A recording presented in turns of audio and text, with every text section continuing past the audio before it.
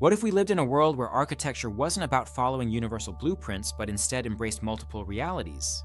Where design responded to local cultures, ecosystems, and ways of knowing, rather than imposing one-size-fits-all solutions? Welcome to the Pluriverse, a concept that radically reimagines architecture as something deeply relational, autonomous, and culturally embedded.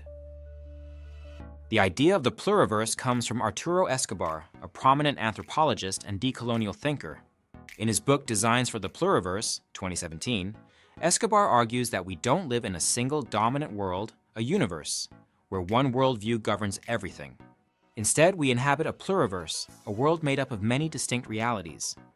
These multiple realities, what we call ontologies, reflect the different ways that communities relate to their land, their histories, and the non-human world. In the pluriverse, no single way of life or design can be imposed across the board. Architecture, as we'll see, must adapt to these different realities. Architecture, especially in the modernist tradition, has often followed a universalizing approach. Think of the iconic skyscrapers and museums that dominate skylines in cities worldwide. These structures are designed to be symbolic of modernity, globalization, and progress, but they often ignore the local context, the cultural specificities, and the ecosystems where they are built. In contrast, architecture in the pluriverse demands relational design, where buildings, landscapes, and public spaces reflect the relationships that people and communities have with the world around them. This isn't about replicating architectural styles across the globe. It's about designing with the community, responding to their unique territories, knowledge systems, and values. Nowhere is this more evident than in the Zapatista movement of Mexico. Here, architecture isn't just about constructing buildings, it's a political act of autonomy. The Zapatistas have built their own infrastructure, from schools to health centers, using the principles of self-determination and territorial defense. This approach reflects what Escobar calls autonomous design. In the pluriverse, communities themselves decide how to design their spaces, rather than relying on external architects who may not understand their relationship with the land. Architecture becomes a tool for decolonization, empowering communities to reclaim their spaces and protect their cultures. But the pluriverse is not only about autonomy, it's about sustainability in a deeper, more relational sense.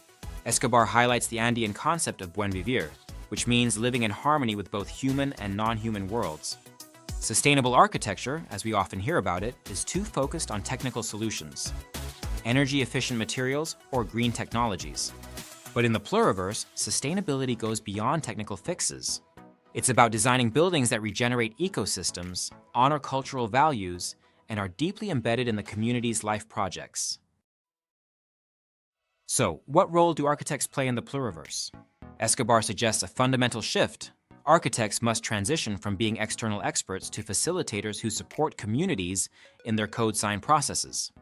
This means that architects need to listen and learn from local traditions, providing tools and knowledge to enhance community-led design without imposing their own vision.